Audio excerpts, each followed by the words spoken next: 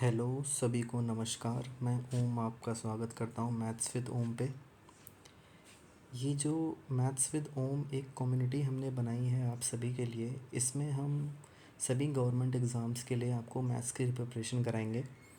और मतलब इससे आपका नज़रिया ही बदल जाएगा मैथ को लेके, किस तरीके से मैथ को आप आसानी से सरल तरीके से और कम से कम समय में कर सकते हैं। क्योंकि अगर किसी भी एग्ज़ाम को हमें क्वालिफ़ाई करना है, उसमें स्पेशली मैथ इतना बड़ा रोल प्ले करती है। और हमें जब उस मैथ्स को सेक्शन को अटेम्प्ट करना है तो ये बात ध्यान में रखनी है कि सिर्फ मैथ्स नहीं, हमें वहाँ पे और भी सेक्शंस को करना है। तो मैथ्स को मुझे जल्दी से जल्दी और बिना अपने दिमाग को थकाए करना है, ताकि मैं बाकी का जो अपना टाइम है वो बाकी सेक्शंस पे दे पाऊँ। तो हम इस चैनल में, हम इस पूरे सीरीज़ में आपको सिर्फ यही सिखाएंगे कि कितनी जल्दी आप किसी भी सवाल को उड़ा सकते हैं, और बेसिक्स अपना दिमाग लगा के, और उससे ज़्यादा कुछ नहीं। तो इसीलिए हम आज ये स्टार्ट करने जा रहे हैं। ये आज पहली क्लास है आपकी। ये जो डेडिकेटेड क्लास है हमारी, ये एसएससी सीजीएल मेंस के लिए है, जिसमें हम 30+ क्लासेस के अंदर आपका सारा सिलेबस कवर करेंगे। और इसमें आपको ये जो टेलीग्राम चैनल नीचे दिया हुआ है, इस पे सारे जो क्लासेस होंगी उनकी पीडीएफ, सारे गवर्नमेंट एग्ज़ाम्स के अपडेट और सभी चीज़ें आपको मिल जाएंगी। तो जल्दी से जल्दी जितनी हो सके आप इस सवाल को, जब इस लेक्चर को आप जब अटेंड करें तो वीडियो को पॉज करें, उसके बाद आप उसे खुद लगाएं, उसके बाद वीडियो को प्ले करें। और सवाल को जितना कम दिमाग थकाए आप कर सकते हैं, वो आपके लिए बेटर होगा और एग्ज़ाम में भी बेटर होगा। तो हम भी यहाँ पे यही चीज़ ट्राई करेंगे कि जितनी जल्दी हो सके मैं किसी सवाल को ख़त्म करूँ, वो भी कम से कम दिमाग को थकाए हुए। ठीक है, तो ज़्यादा और चीज़ों पे नहीं ध्यान देंगे। बाकी जो भी चीज़ें हैं वीडियो के डिस्क्रिप्शन में आपको उसके लिंक मिल जाएगी, चाहे वो यूट्यूब चैनल हो, चाहे वो टेलीग्राम चैनल हो। हम क्लास को स्टार्ट करते हैं। और पहला टॉपिक जो मैंने उठाया है आपकी क्लासेस के लिए, वो है परसेंटेज। तो इस तरीके से हम हर एक क्लास में एक एक टॉपिक को उठाएंगे, उनसे रिलेटेड सवाल करेंगे, और 30 दिन के या 35 दिन के अंदर हम उस सारे कंटेंट को ख़त्म करेंगे, जो भी आपके एसएससी सीजीएल मेंस में आने वाले एग्ज़ाम के प्रति सही रहेंगी, मतलब जिनसे सवाल बनते हैं जनरली पेपर में। और इस साल आप देख ही रहे हैं कितनी वेरिएबिलिटीज़ आ रही हैं एग्ज़ाम में। तो इन सब चीज़ों को ध्यान में रखते हुए क्लास की शुरुआत करते हैं। तो पहला सवाल ये हमारे सामने है। इसमें कह रहा है कि if the numerator of a fraction is increase by 25% and denominator is decrease by 10%, then the value of the new fraction becomes 25/24, find the original fraction. देखिए, इस सवाल में मैं एक काम करता हूँ, मैं उस फ्रैक्शन को x/y ले लेता हूँ। यदि उस फ्रैक्शन का न्यूमरेटर मेरा 25% बढ़ रहा है, तो अगर 100% होता, 25 बढ़ता तो 125 होता। 125 को मैं 1.25 लिख सकता हूँ। ठीक है, मल्टीप्लाई के लिए नीचे 10% घट रहा है, तो 100 में 10% घटेगा, कितना बचेगा? 90%। तो उसको मैंने क्या किया यहाँ पे, उसको मैंने, एक सेकेंड, इसे मैंने 0.9 ले लिया। इसकी वैल्यू सवाल में कितनी दे रखी है? 25/24। पॉइंट से पॉइंट हटा, नीचे एक ज़ीरो। 25 से कटेगा 5 बार में, 5 से कटेगा ये 18 बार में, फिर 6 से काटते हैं 3 बार, 6 से काटते हैं 4 बार। तो यहाँ से आपकी x/y की वैल्यू कितनी आ जाएगी बच्चों? 3/4 आ जाएगी। यानी बी वाला इसका करेक्ट आंसर है। ठीक है, चलिए अगले सवाल की ओर बढ़ते हैं। A man spends 35% of his monthly income on food and 4/13 of his remaining on transport and incurs some other expenses वगैरह वगैरह। सवाल को एक बार थॉरली पूरा पढ़ना है, उसके बाद आप उसको देखिए और करना स्टार्ट करिए। इसमें जो ट्रिक्स लगेंगे जहाँ पे, वो मैं आपको बताऊंगा आगे कैसे फर्दर करना है उसको। जैसे इसमें बोला है कि एक व्यक्ति अपनी इनकम का 35% जो है फूड पे स्पेंड करता है। तो अगर मैं उसकी इनकम को 100 मानता हूँ, तो उसने फूड पे कितना स्पेंड कर लिया? 35 लगा दिया उसने फूड पे, तो बचेगा कितना? 65। 65 का 4/13 of the remaining on transport, तो इसका 4/13 यानी कि 4/13 हिस्सा वो ट्रांसपोर्ट पे कर रहा है। तो 13 से कटेगा 5 बार में, 5 × 4 20, तो 20 हिस्सा जो है वो किस में चला गया? ट्रांसपोर्ट में। तो 35 और 20, अभी तक कुल उसने कितना खर्च कर लिया? 55। तो 100 में से 55 खर्च करेगा तो बचेगा कितना उसके पास? 45 बचेगा। आगे बढ़ते हैं। But also save 6300 per month and the latter being equal to 20% of the balance remaining just after spending on food and transport. तो फूड एंड ट्रांसपोर्ट पे स्पेंड करने के बाद ये जो 45 है, ये उसका बैलेंस है। और बोला गया है कि इसी बैलेंस का 45 का जो 20% है उतना वो सेव कर रहा है, और उसकी वैल्यू सवाल में कितनी दे रखी है, 6300 के बराबर दे रखी है। यानी 45, अगर जैसे यहाँ पे आप एक्स वगैरह लेके चलें, जनरली एक्स को मानने की ज़रूरत ही नहीं पड़ती। एक्स को क्यों मानना है जब वो हमारे जीवन से जा चुकी है। तो पर मान लेते हैं भैया, सवाल तो करना ही पड़ेगा। तो 45x इंटू 20% की वैल्यू कितनी हो गई, 6300 हो गई। ये परसेंटेज से जब मैं 20 को काटूंगा तो कितना आएगा, 1/5 आ जाएगा। 5 से कटेगा ये 9 बारी, 9 से कटेगा ये 7 बारी 700। तो x की वैल्यू कितनी आ जाएगी यहाँ से हमारी, 700 के बराबर आ जाएगी। पूछा क्या गया, टोटल मंथली इनकम वो कितनी मानी थी हमने, 100x। तो x अगर 700 का 100 में मल्टीप्लाई करेंगे तो जवाब आ जाएगा D फॉर 70,000। ठीक है, यहाँ तक कोई दिक्कत किसी को? कोई दिक्कत हो तो आप कमेंट सेक्शन में बताइएगा किसी भी सवाल के रिगार्डिंग। अगले पे चलते हैं। जल्दी से जल्दी हमें ख़त्म करना है ताकि और भी सेक्शंस पर हम ध्यान दे पाएँ। हमारा अप्रोच ही पूरी वीडियो में रहने वाला है कि कितनी जल्दी हम किस सवाल को कम दिमाग को तकाया कर सकते हैं। देखिए, इसमें बोला है कि Ram saves 25% of our income if our expenditure increases by 20%, income increases by 29%, saving increases by. देखिए, इस सवाल को करने के लिए मैं एक यहाँ पे तरीका होता है एलिगेशन का, उसको लिखते कैसे मैं बताता हूँ आपको। पहले एक लाइन खींचिएगा ऐसे, जो बीच वाला हिस्सा है वो बताएगा परसेंटेज चेंज इन इनकम। एक सेकेंड। जो ऊपर वाला हिस्सा है ये परसेंटेज चेंज इन एक्सपेंडिचर, ये बताएगा परसेंटेज चेंज इन सेविंग, और ये एक्सपेंडिचर और सेविंग का रेशियो बताएगा। इस तरीके से एक आपको लिस्ट बनानी होती है। अब देखिए, जैसे Ram saves 25% of our income, यानी सेविंग जो है उसकी वो 25% है, तो उसका एक्सपेंडिचर कितना हो जाएगा, 75%। 25 से कटेगा 3 बार में, यानी एक्सपेंडिचर और सेविंग का रेशियो कितना आ गया, 3:1। यहाँ पे मैं नीचे लिख लेता हूँ 3:1। फिर क्या बोला, एक्सपेंडिचर कितना परसेंट बढ़ रहा है, 20%, तो यहाँ पे कितना परसेंट बढ़ा देंगे, 20%। इनकम बढ़ रही है 29%, तो यहाँ पे इनकम को कर दिया 29। ये मुझे नहीं पता, इसकी वैल्यू पूछी गई है। तो देखिए, एलिगेशन मेथड जब लगता है तो ऐसे हम इसको क्रॉस करते हैं।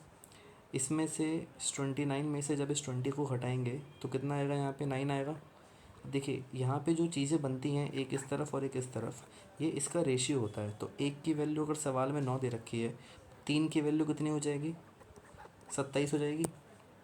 और यहाँ पे 29 में से 20 माइनस हुआ था, यानी इस वैल्यू में से इसको घटाया था, तो अब इधर वाली वैल्यू में से 29 को घटाने पे 27 आना चाहिए। यानी जब इन दोनों को जोड़ेंगे तो कितना आंसर आ जाएगा, ये 9 7 16, 56% आ जाएगा। 20 था करेक्ट आंसर। चलिए आगे बढ़ते हैं।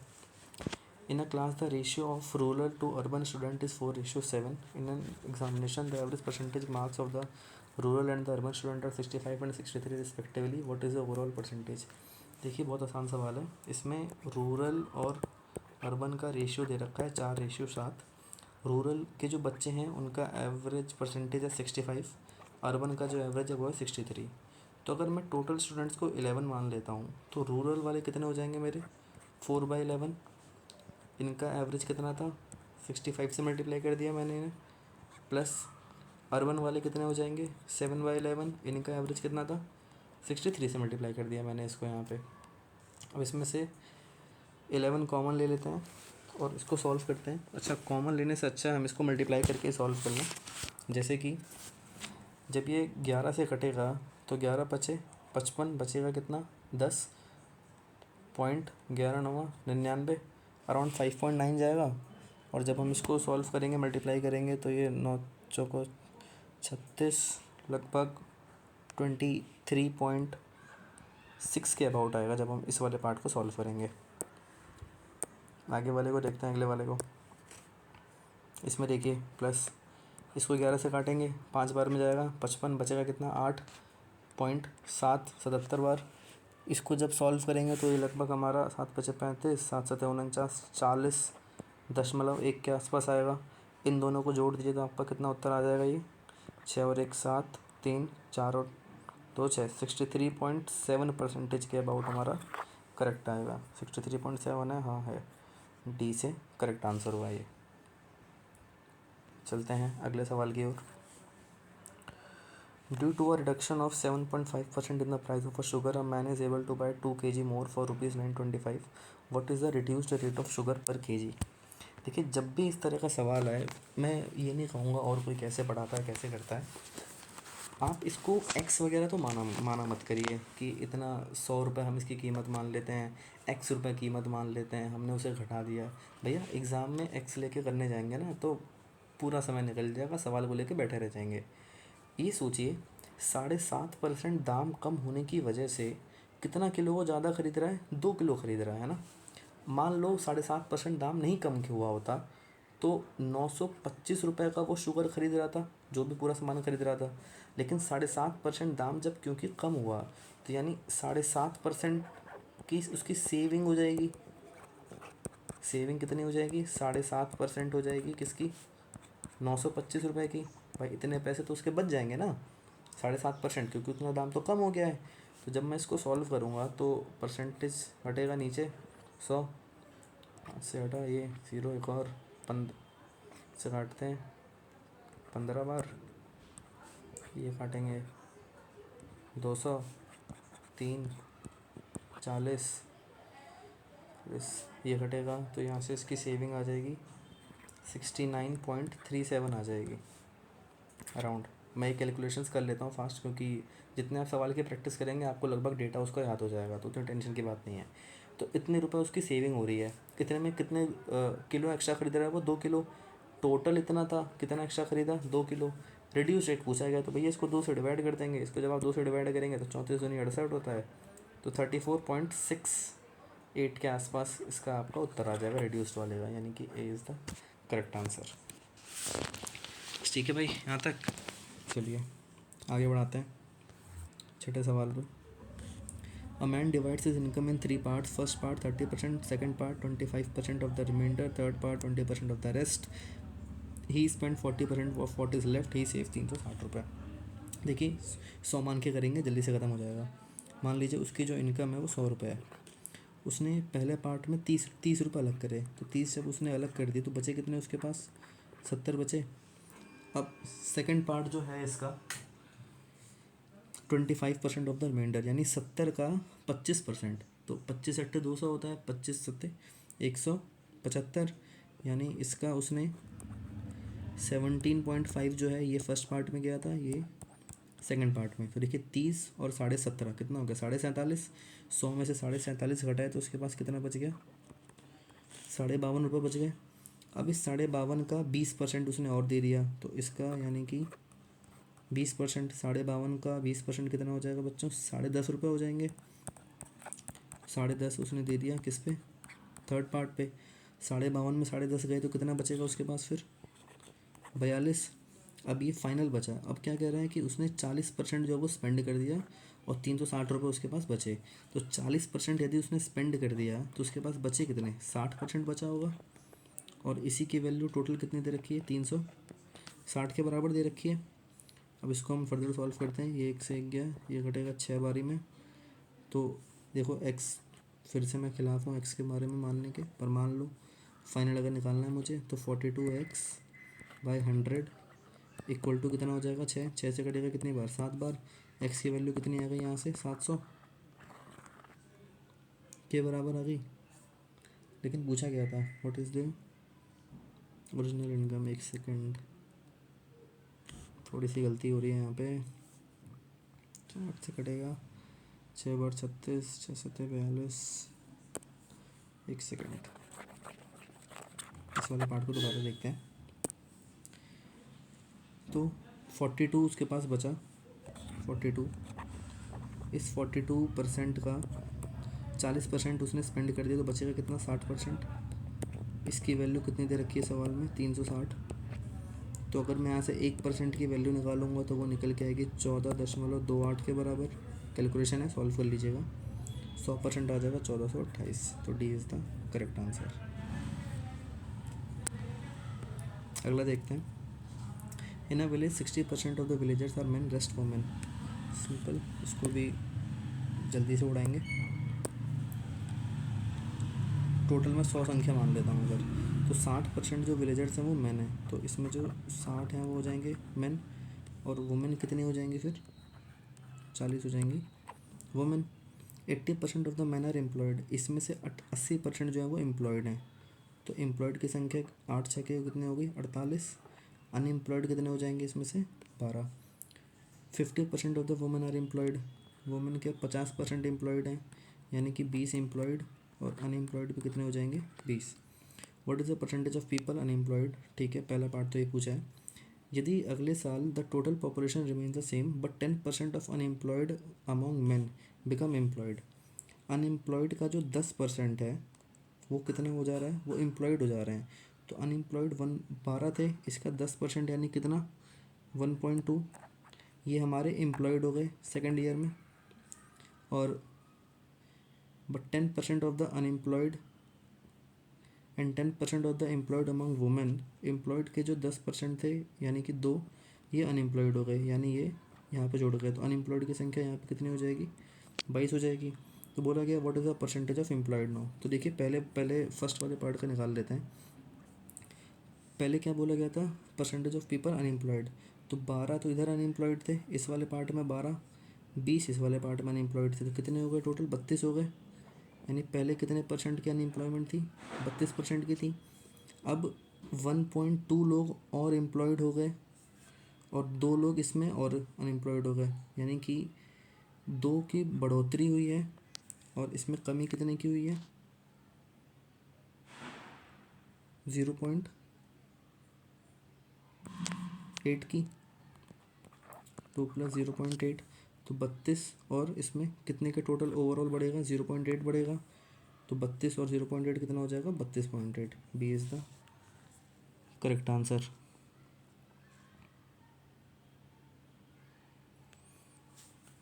चलिए आगे बढ़ते हैं। A shopkeeper marks up an article by 40% over the cost, he gives 2 successive discount of X% and Y%। After both discount is overall profit is 10%। तो कॉस्ट प्राइस अगर मैं 100 मानता हूँ तो 40% बढ़ा के कितना पहुँचा रहा है वो? 140। 2 सक्सेसिव देता है X% और Y% के, और उसके बाद भी उसको ओवरऑल जो प्रॉफिट है वो 10% का होता है। ये कह रहे सवाल में। तो अगर मैं 10% का प्रॉफिट करना है तो मेरा सेलिंग प्राइस कितना होना चाहिए? 110 होना चाहिए। अब यहाँ से लेकर यहाँ तक उसने 2 डिस्काउंट दिए। तो देखिए अगर पहला 20% का देंगे तो 14 दूनी कितने का डिस्काउंट आएगा? 28 का। 140 में से 28 घटाएंगे कितना बचेगा? 112। फिर 112 से उसने कितना पहुँचा दिया? 110 पहुँचा दिया। तो 112 से अगर मुझे 110 पहुँचाना है तो 2 का डिस्काउंट देना पड़ेगा 112 पे, गुणा 100, यानी कि कितना आ जाएगा ये? 200/112। 200/112 करेंगे तो एक बार में जाएगा पहले तो, फिर लगेगा पॉइंट। अब देखिए एकदम एंड वैल्यू तो आएगी नहीं, बचेगा कितना इसमें? 88 बचेगा, 880, यानी कि 7 बार में करीब जाएगा। फर्दर सॉल्व करने की ज़रूरत ही नहीं है। ए इज़ द करेक्ट आंसर। जितना हो सके, मुझे ज़रूरत ही क्यों है निकालने की आगे का, जब इतने से मेरा काम हो जा रहा है। तो सवाल को उतना ही करें इतनी ज़रूरत हो आपको। कोई ये सब्जेक्टिव नहीं है कि हर एक चीज़ सॉल्व करनी है, आगे बताना है। अगला देखते हैं। 2 नंबर हैं A and B. 80% of B is 6 more than 90% of A. 80% of B का क्या मतलब है कि 0.8 लिख सकता हूँ मैं बी। 6 मोर देन 90% ऑफ ए, यानी कि 0.9 ए से 6 ज़्यादा है।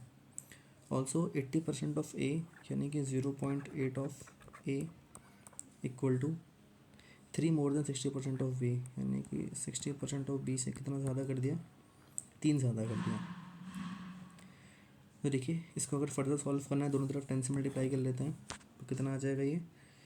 8b minus 9a equal to आ जाएगा 60, और यहाँ पे जब करेंगे तो 8a माइनस 6b की वैल्यू आ जाएगी 30। अब देखिए अब 2 इक्वेशन 2 वेरिएबल है, सभी जानते हैं सॉल्व करना, तो मैं इसमें फर्दर ज़्यादा पढ़ूंगा नहीं। a की वैल्यू 60 आएगी यहाँ से, b की वैल्यू 75 आएगी। दोनों का जोड़ पूछा था, 7 6 13 135। C is the correct answer. अगले पे देखते हैं। एक मिक्सचर में 3 लिक्विड हैं, 2:3:5 में। पहले को 20% बढ़ाया गया। देखिए मैं यहीं से इसको उठाता हूँ सवाल को। 2 का 20% कितना होगा? 0.4। तो ये कितना हो जाएगा? 2.4 हो जाएगा। रेशियो लेते हैं, इसको 10% कम किया गया तो 3 में से 10% घटाएंगे। 3 का 10% 0.3 होता है, 3 में से 0.3 घटेगा, कितना बचेगा? 2.7 बचेगा। थर्ड पे आते हैं, 5 को 50% बढ़ा दिया, तो 5 का 50% बढ़ाएंगे यानी कि 2.5, कितना हो जाएगा ये? 7.5 हो जाएगा। पॉइंट हटाइए इसके तीनों के, तो 24, 27 और 75। इसको काटते हैं फर्दर ऑन, और किसी से देखिए किससे कटेगा ये? 3 से कट जाएगा। 8, 9, 25, 20 द करेक्ट आंसर। देखिए इस तरह के सवालों में भी एलिगेशन लगाते हैं। मैं आपको एकदम बेसिक्स यहाँ पे नहीं करा सकता क्योंकि मेंस की क्लास चल रही है। कुछ टाइम बाद हमारा इसमें यूट्यूब पे ही लॉन्च होगा, फ्री बैच होगा वो, उसमें सारे A to Z क्वांट कराई जाएगी, बेसिक से लेकर एडवांस तक, सारे अर्थमेटिक एडवांस सारी मैथमेटिक्स कराई जाएंगी। देखते हैं इसमें क्या कह रहा है। एक शॉपकीपर है, 60 किलो चीनी जो कि 30 रुपये प्रति किलो है, इसको मिला रहा है अनदर 45 रुपये प्रति किलो से। नो लॉस और नो गेन पे बेच रहा है 36 रुपये में। अगर लॉस और गेन बोलता तो हम इसको यहाँ पे इस 36 में उसको लगाते। अब देखिए यहाँ पे आगे क्या होगा, एलिगेशन लगाते हैं। यहाँ पे कितना बचेगा? 6। यहाँ पे कितना बचेगा? 5 और 4 9। तो ये कितना दे रखा था, इसकी वैल्यू सवाल में कितनी दे रखी है? 60 के बराबर दे रखी है। 60 किलो का तो था ये 9 ही है। अच्छा, 9 की वैल्यू सवाल में कितनी दे रखी है? 60। मुझे 6 की वैल्यू पूछी गई है, तो पहले मैं इसको 3 से डिवाइड करता हूँ, तो 3 की वैल्यू यहाँ से मेरी कितनी आ जाएगी? 20 आ जाएगी। 6 की वैल्यू पूछी गई है, 6 की वैल्यू कितनी आ जाएगी? 40। D for correct answer. अगला देखते हैं। A product is marked 60% above the cost price. A seller offers successive discount of 20% and 25%, but still earns a profit of 60%। देखिए आसान सवाल है। 60% अबव कर रहा है कॉस्ट प्राइस के, तो कॉस्ट प्राइस अगर मैं 100 मान लूँ तो मेरा मार्केट प्राइस 160 हो गया। 20% और 25% का 2 डिस्काउंट दे रहा है, तो देखिए यहाँ पे सक्सेसिव लगाते हैं हम इन दोनों में। 20 और 25 के 2 का क्या मतलब है? -20 -25 प्लस का 20 इंटू 25 बटा कितना हो जाएगा? 100। तो माइनस का 45 प्लस 25 नहीं 50, 5 और 5, यानी कि ओवरऑल वो 40% का डिस्काउंट दे रहा है, और फिर भी उसे 60 रुपये का प्रॉफिट हो रहा है। तो यार अगर 160 पे मैं 40% का डिस्काउंट लूँगा तो 64 रुपये का डिस्काउंट आ जाएगा।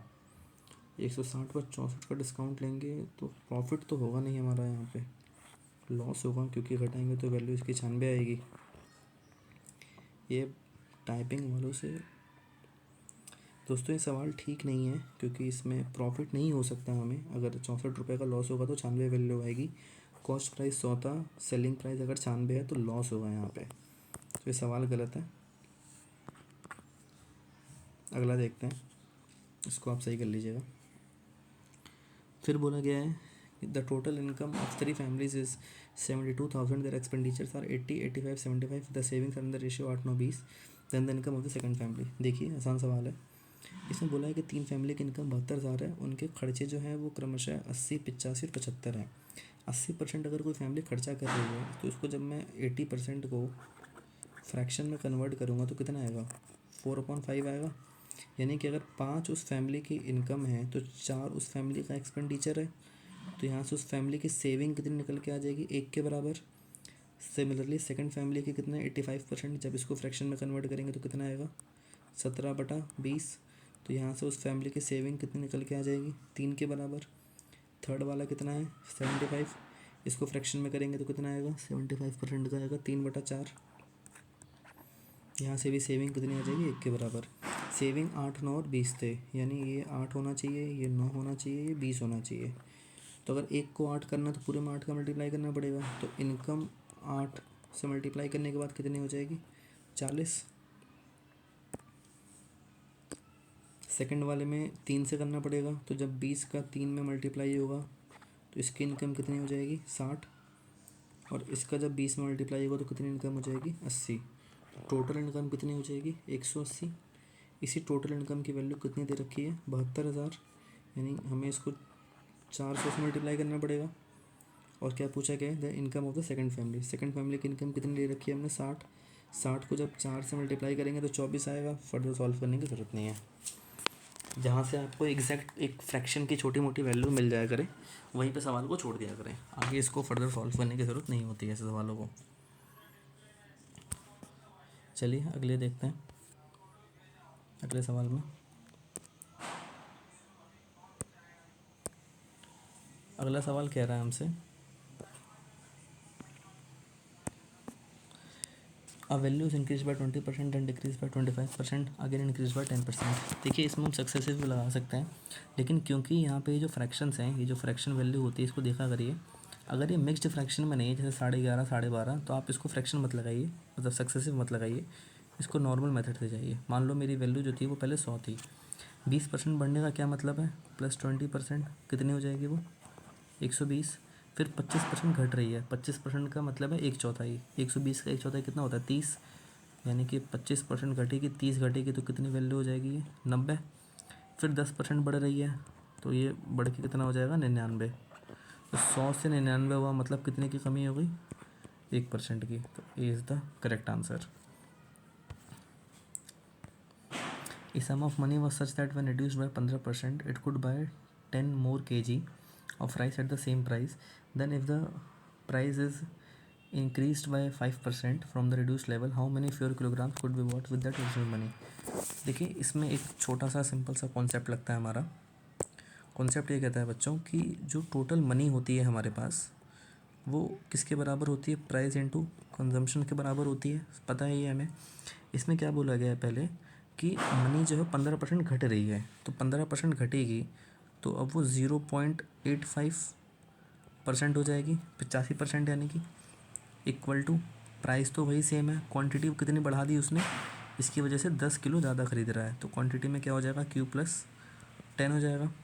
M की वैल्यू कितनी है ऊपर PQ, तो 0.85 into PQ equals to P into Q plus 10।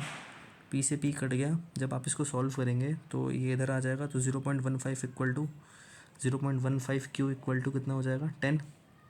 तो यहाँ से Q की वैल्यू आ जाएगी 0.15, इसका डबल कर देते हैं 3 3, तो उसका 200 हो जाएगा, नीचे वाले का 3 हो जाएगा, यानी जो क्वांटिटी है हमारी 2/3 का मतलब होता है 66.67%, यानी लगभग इतना हम पहले ख़रीद रहे थे। अब देखिए सेकंड केस में बोला है कि प्राइस को अगर हम 5% बढ़ा दें, पहले वाले में मनी घट रहा था, इस वाले में प्राइस बढ़ रहा है, तो फिर वही equation M equal to price 5% बढ़ेगा तो 1.05 टाइम्स ऑफ P हो जाएगा। क्वांटिटी में N कर देता हूँ जो नई क्वांटिटी है, फिर यहाँ पे लिखेंगे M equal to PQ equal to 1.05 into P into नई क्वांटिटी, प्राइस से प्राइस कट गया, इस क्वांटिटी की वैल्यू है 200/3, तो नई क्वांटिटी अगर मुझे चाहिए तो 200/3 इंटू 1.05। अब देखिए ये जब इसको सॉल्व करेंगे तो ये आपका करीब निकल के आएगा 63.49, ये वैल्यू आएगी निकल के। तो इतना वो अब ख़रीद रहा है, पहले वो इतना ख़रीद रहा था। इसी का क्या पूछा गया, डिफरेंस पूछा गया है। जब इन्हें माइनस करेंगे तो 3 के आसपास आएगा, 6 में 4 घटाएंगे 2 आएगा। तो देखिए ये वाला उत्तर तो दूर है 2 से, तो ये इसका करेक्ट हो जाएगा। मुझे इसको पूरा सॉल्व करने की ज़रूरत ही नहीं है। आगे देखते हैं अगला सवाल। 40% of employees of company is female, 75% of the man earn more than 35,000 per year. किसी कंपनी के 40% जो एम्प्लॉई हैं वो फीमेल है, तो टोटल एम्प्लॉय को मैं 100 मान लेता हूँ। 40% फीमेल होने का मतलब है 40% उसकी फीमेल्स हैं, 60 जो हो जाएंगे वो मेल्स हो जाएंगे। 75% of the male earn more than 35,000, इसके 75% जो हैं 35,000 से ज़्यादा कमा रहे हैं इसके। तो 60 का 75% यानी कि हो जाएगा आपका 45 मैन ऐसे हैं जो कितना कमा रहे हैं 35K से ज़्यादा कमा रहे हैं। फिर क्या बोला है, 55% of the company employ earn more than ₹35,000, total employ का कितना में से कितना 55% जो है ये कमा रहे हैं ज़्यादा, यानी कि 100 का 55%, यानी कि 55 एम्प्लॉय। कितने जेंट्स ज़्यादा कमा रहे थे 45, और टोटल कितने हैं 55, तो कितनी फीमेल्स ज़्यादा कमाएंगी, कितना हो जाएगा ये 10 के बराबर हो जाएगा। अब क्या पूछा गया, then what fraction of the women earn less than 35,000। देखिए 40 फीमेल थी जिसमें से 10 ज़्यादा कमा रही थी, तो कम कितना कमाएंगी 3, कितने में से 4 में से, तो 3/4, D is the correct answer. अगला देखते हैं। If the radius of red circular cylinder is increase bye 20%, height is decrease by 10%। इसमें सवाल कंप्लीट नहीं है, वॉल्यूम का चेंज पूछा गया होगा। इसमें बोला गया है कि अगर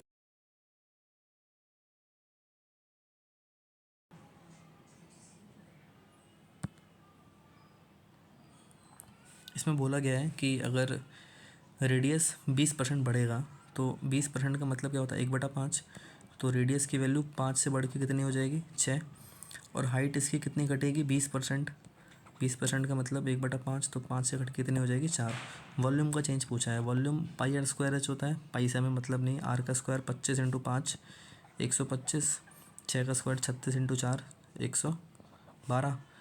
कितने का चेंज आ जाएगा 125 से 112 में 19 की बढ़ोतरी होगी। नहीं 19 की नहीं, एक सेकेंड तो गया सीख गया, सॉरी एक से ये थोड़ा चेंज गलती हो गई यहाँ पे। 112 नहीं आएगा ये। 6 के 36, 36 × 4 हो जाएगा। 36 × 72 144। कितने की बढ़ोतरी होगी 19 की। कितने पे 125 पे गुणा 100।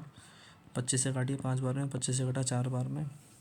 फिर ये 5 से कटेगा तो 4.8 आएगा। 4 को इसको 4 से मल्टीप्लाई करेंगे तो 15.2 इसका करेक्ट आंसर आ जाएगा। अगला सवाल देखते हैं। इसमें बोला गया है कि in an examination A got 25% marks more than B, B got 10% marks less than C and C got 25% marks more than D. If D got 320 marks out of 500। इसमें बोला गया है कि ए के मार्क्स बताइए। तो देखिए ये सवाल रेशो से हल हो जाता है आसानी से। ए को 25% ज़्यादा मिले हैं बी से। 25% का फ्रैक्शन 1/4, यानी अगर इसको 4 मिले हैं तो इसको 5 मिले हैं। फिर बी रेशो सी बोला गया है कि बी को 10% कम मिले हैं सी से, तो इसको यदि 10 मिले हैं तो इसको कितने मिले होंगे 9। और सी और डी में बोला है कि सी को डी से 25 ज़्यादा मिले हैं, यानी कि 1/4, इसको 4 मिले होंगे तो इसको 5 मिले होंगे। पहले मैं बी को सेम करता हूँ। इन्हें अगर सेम करना है मुझे तो इसको 4 से करना पड़ेगा, इसको 9 से करना पड़ेगा। तो ये 9 से जब मल्टीप्लाई होगा तो 45 रेशियो 36। ABCD के फॉर्म में ये ए है, ये बी। इसको 4 से करेंगे तो सी कितना हो जाएगा 40। यहाँ पे अगर मुझे 5 को 40 करना है तो 8 से मल्टीप्लाई करना पड़ेगा। और 8 से जब 4 का होगा तो कितना हो जाएगा ये 8 से जब 4 का होगा तो डी की वैल्यू कितनी हो जाएगी 32। अब डी को ये बोला गया है कि 32 को 320 मिले, यानी 10 से मल्टीप्लाई हुआ है। ए का पूछा गया था तो ए को 10 से करेंगे 450 इज द करेक्ट आंसर। अगला देखते हैं। In an election between two candidates, 10% of the voter did not cast their vote. 10% of the votes polled were found invalid. देखिए इसमें सीरीज़ लगाते हैं। सीरीज़ मेथड से आसानी से हो जाता है ये। मान लीजिए टोटल वोट्स मेरे पास अगर 100 हैं तो 10% ने वोट नहीं किया तो बचे कितने 90। इसमें फर्दर 10% के इनवैलिड हो गए तो बचे कितने 81। विनिंग कैंडिडेट को 60% मिला है वैलिड का, और वो देखिए बाय लिखा है, यानी विनिंग में और लूज़ वाले में जो वोट्स का डिफरेंस है उसकी वैल्यू दे रखी है। तो अगर विनिंग को 60 मिले तो लूज़र वाले को 40 मिलेंगे। उनके वोट्स का डिफरेंट कितना आएगा 20%, यानी 81 का जो 20% है इसकी वैल्यू सवाल में दे रखी है 729 के बराबर। अब ये 81 से कटेगा, देखिए 9 बार। एक्स मान लेते हैं, फिर से कह रहा हूँ एक्स की ज़रूरत है नहीं, मान लो लेकिन। तो x इंटू 20% की वैल्यू कितनी है सवाल में 9 के बराबर। जब 20 को सॉल्व करेंगे तो कितने 20% की वैल्यू आती है 1/5। 9 × 5 = 45। एक्स की वैल्यू कितनी आ गई 45। ख़त्म हो गया ये 4500। A is the correct answer. अगला देखते हैं। 1191 of A is equal to 1221 of B. B is 20% of C. C अगर 1800 है और बी जो है वो सी का 20% है, तो बी कितना हो जाएगा 1800 का 20% यानी कि 360, यानी कि 1191% of A equal to 1221% of 360। प्रतिशत से प्रतिशत चला गया। अब इसको फर्दर सॉल्व करते हैं। इस सवाल में कुछ गड़बड़ लग रही है, क्योंकि जब मैं इन्हें डिवाइड करूँगा 1191 1221 को तो 1 पॉइंट समथिंग आएगा, और 360 को जब 1 पॉइंट समथिंग से करेंगे तो 360 से बड़ा होगा, तो ये दोनों तो उत्तर हो नहीं सकते। और 1 पॉइंट समथिंग है तो ये 400 तो बहुत बड़ी वैल्यू हो गई। तो इसका दोस्तों ऑप्शन में आई थिंक है नहीं है। इसको जब सॉल्व करेंगे तो ये 360 इंटू 1.12 के आसपास मल्टीप्लाई होगा। उसको जब आप मल्टीप्लाई करेंगे तो लगभग 380 96 97 के आसपास आ जाएगा सर, इसलिए 405 दे रखा होगा, तो ये इसका करेक्ट आंसर है। अगला देखते हैं। A solution of sugar and water contains 15% sugar, 20 liters of water evaporate and the percentage of sugar in the remaining solution becomes 20%। इसमें पूछा गया find the original quantity of the solution. देखिए, अगर मैं इस सवाल में ओरिजिनल क्वांटिटी को V मान लेता हूँ तो इसमें क्या बोला है कि 15% शुगर है, यानी कि 15% इसका क्या है, शुगर। अब देखते हैं, अब इसमें क्या बोला गया है कि 15% में से फिर टोटल में से 20 लीटर उड़ गया, तो जो नया शुगर है वो 20% है। तो देखिए, पहले इतना था हमारे पास शुगर, अब 20 लीटर उड़ गया, तो वॉल्यूम V था, 20 लीटर उड़ जाएगा तो कितना बचेगा, V-20। और अब ये जो है वो किसके बराबर है, 20% के, तो प्रतिशत से प्रतिशत चला गया, 5 से कटेगा 3 बार, 5 से कटेगा 4 बार, तो 4V-80 इक्वल टू 3V, तो यहाँ से V की वैल्यू आ जाएगी 80 लीटर। कभी कभी रेशियो वगैरह नहीं लगाते हैं तब भी चीज़ें निकल जाती हैं। हर सवाल को कॉम्प्लिकेटेड अगर आप सोचेंगे तो वो फर्दर और कॉम्प्लिकेट हो जाता है। अगला देखते हैं। A student got 36 marks and still student has to score 36 marks to pass an exam, he score 24% marks and failed by 18 marks. देखिए, 24% वो लेके आया, 36 चाहिए थे, यानी कितने की कमी हो गई उसके पास, 12% की। इसी 12% की वैल्यू सवाल में कितनी दे रखी है आपको, 18 के बराबर। पूछा गया है find the maximum marks. Maximum marks हर बार 100 होता है, तो 12% की वैल्यू यदि 18 है, मुझे 100% की पूछी है। तो देखिए, इसको थोड़ा सा सिंपल करते हैं, मैं इसको 3 से डिवाइड करता हूँ, तो 4% की वैल्यू कितनी आ जाएगी, 6 के बराबर। अब 4 को अगर मुझे 100 बनाना है तो 25 से मल्टीप्लाई करना पड़ेगा, दोनों तरफ 25 से करेंगे, 25 इंटू 6 कितना हो जाएगा, 150। B is the correct answer. मैं यहाँ पे उतना ही लिखूँगा बोर्ड के ऊपर जितना ज़रूरी है इस क्वेश्चन को करने के लिए। आपको भी इतना कुछ फर्दर लिखना नहीं है, दिमाग को थकाना नहीं है।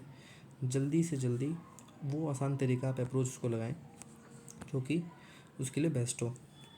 अगला देखते हैं। देखिए, इसमें इसको हटा लीजिए, इसकी जगह होगा 66 से ही 2/3%। बोला गया है कि the monthly expense of a person is 66 सही 2/3% more than the monthly saving. तो एक्सपेंडिचर और सेविंग के बारे में पहले तो कहा है, 66 सही 2/3 का फ्रैक्शन जब हम करते हैं तो ये 2/3 होता है। तो बोला गया है कि जो उसका एक्सपेंडिचर है वो 2/3 ज़्यादा है सेविंग से। तो अगर सेविंग उसकी 3 मान लेता हूँ मैं, तो उसका 2/3 यानी कि एक्सपेंडिचर कितना हो जाएगा, 5 हो जाएगा। देखिए, वो जो पिछली एक क्वेश्चन में हमने वो जो फार्मूला लगाया था एलिगेशन वाला, एक्सपेंडिचर सेविंग, वही लगाते हैं। तो एक्सपेंडिचर और सेविंग का रेशियो कितना आ गया, 5:3। इनकम कितने प्रतिशत बढ़ रही है उसकी, 44। एक्सपेंस कितने प्रतिशत बढ़ रहे हैं, 60। और टोटल पूछा गया है कि सेविंग उसकी 1040 रुपये बढ़ रही है। तो पूछा गया है कि इनिशियल एक्सपेंडिचर कितना होगा। तो पहले मैं सेविंग को X% मान लेता हूँ जितनी बड़ी है, 60 में 44 जाएंगे, यहाँ कितना आना चाहिए, 16। 3 की वैल्यू 16 है, यानी कि 5 पॉइंट समथिंग से मल्टीप्लाई हुआ होगा यहाँ पे। और अगर 5 पॉइंट समथिंग से मल्टीप्लाई हुआ है तो यहाँ पे भी 5 पॉइंट समथिंग होना चाहिए। जैसे 5 को अगर मैं 5.3 से करूँ तो 5 से 15, 26 ऐसे आएगा, 26.5। इसमें से इसको घटाया था तो इसमें से अभी ये वाले x की वैल्यू माइनस होनी चाहिए। 44 में 26 को घटाएंगे आप तो करीब ये 17.5 आ जाएगा, 17.5%। यानी कि हमसे सवाल में कह रहा है कि 17.5% जो सेविंग का चेंज है। सेविंग कितनी थी हमारी, 3 थी, x मान लो यहाँ पे अगर दिक्कत हो रही है तो 17.5% ऑफ 3x की वैल्यू सवाल में दे रखी है 1040 के बराबर। ये उसकी नई सेविंग है। हमसे क्या बोला गया था, एक्सपेंडिचर, यानी इसकी वैल्यू पूछी गई है 5x की। इसको जब सॉल्व करेंगे तो ये 0.175 इंटू 3x की वैल्यू 1040, 17×3 = 51, 5×3 = 15, ये लगभग आपका 0.52 आ जाएगा की वैल्यू 1040। तो x की वैल्यू यहाँ से कितनी आ जाएगी, 200 के बराबर। x की वैल्यू आ गई 200। 200 का जब इसमें मल्टीप्लाई करेंगे तो 20 बच्चे 10,000। ये इज़ द करेक्ट आंसर। अगला देखते हैं। Length of rectangle is increase by 25% और ब्रेड्थ इज डिक्रीज बाय 20%। तो 25% बढ़ने का मतलब है 1/4, 4 से बढ़ के कितनी हो रही है 5। ब्रेड 20% घटेगा यानी 1/5, 5 से घट के कितना हो जाएगा 4। तो एरिया जो होती है आपकी L/B, इसमें केस में भी 20 है एरिया, सेकंड वाले केस में भी 20 है, तो कोई चेंज नहीं आया यानी कि 0% का चेंज। अगला देखते हैं। Monthly salary of A and B together is 40,000। A spend 85% of his salary, B spend 95% of the salary and the saving are same. अगर A 85% स्पेंड कर रहा है तो सेव कितना करेगा 15%, यानी कि 15% ऑफ A की सैलरी, बोल रखा है सेविंग सेम है यानी, और 5% ऑफ B। इसने 95 स्पेंड करा तो 5 बचा, परसेंटेज से परसेंटेज कटा, 5 से कटा 3 बारी में, तो A/B की वैल्यू आ जाएगी 1/3। इसका टोटल सम में कितना दे रखा है 40,000, तो 4 की वैल्यू कितनी है 40, एक का पूछा तो एक की वैल्यू हो जाएगी 10,000। B is the correct answer. क्योंकि यहाँ पे मुझे आपको समझाना था और चीज़ें बतानी थी, इस वजह से मुझे करीब आधे घंटे लगे इस पूरे 25 क्वेश्चन को सवाल को करने में। लेकिन जब आप इसे अपने आप बैठ के करेंगे तो उतना टाइम नहीं लगेगा। और यहाँ पे फर्दर हम इसको देखें, अगर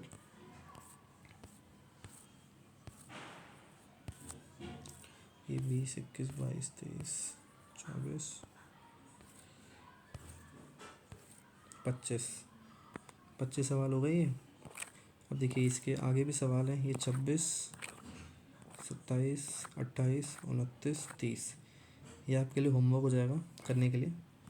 और मैं फिर से कह रहा हूँ, सवाल में उतना ही समय दीजिए जितने में आपसे वो हो सके। अगर 15-20 सेकंड में लग रहा बात नहीं बन पाएगी तो छोड़ दीजिए, और जितना ज़्यादा हो सके उतना ऐसी चीज़ों को लगाने का इस्तेमाल करिए जिससे वो सवाल मिनिमम टाइम में हो जाए, मिनिमम टाइम में। ठीक है बच्चों, तो यहाँ पे परसेंटेज की क्लास ख़त्म होती है। इसकी जो PDF है वो आपको maths with home Telegram channel पे मिल जाएगी। और हम ये ट्राई करेंगे कि जितनी जल्दी हो सके सवालों को ख़त्म किया जाए, दिमाग को थकाना नहीं है। मैं बार बार इस चीज़ पे जोर दे रहा हूँ क्योंकि CGL या किसी भी गवर्नमेंट एग्ज़ाम में हमें जितना पेशेंस से सवाल कर सकें उतना अच्छा होता है। ठीक है, तो आपका फर्दर आगे समय बर्बाद ना करते हुए इस लेक्चर को ही एंड करते हैं। अगली क्लास में परसेंटेज का जो अगला टॉपिक है हमारा वो प्रॉफिट एंड लॉस होगा, या हाँ प्रॉफिट एंड लॉस होगा। उसमें देखेंगे हम कि प्रॉफिट एंड लॉस के सवालों को कैसे उठाया जाता है। ठीक है, और इसकी टेलीग्राम चैनल से जुड़ जाइएगा सभी लोग सारे अपडेट्स के लिए। नमस्कार, धन्यवाद।